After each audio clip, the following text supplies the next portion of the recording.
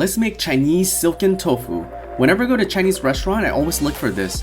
For those who never had this, the flavors are savory, tangy, and refreshing. First, you're going to need a package of silken tofu. Carefully open the tofu package and empty out its water content. Next, using a knife, slice it to your desired size. Once complete, let's make our sauce. In a mixing bowl, add light soy sauce, Chinese black vinegar, sesame oil, sugar, chili oil, and minced garlic. Give this a mix and combine well. Next, gently place your tofu onto a plate, followed by pouring your desired amount of sauce over the tofu. Next, top it off with some chopped scallions, sesame seeds, and some fried onions.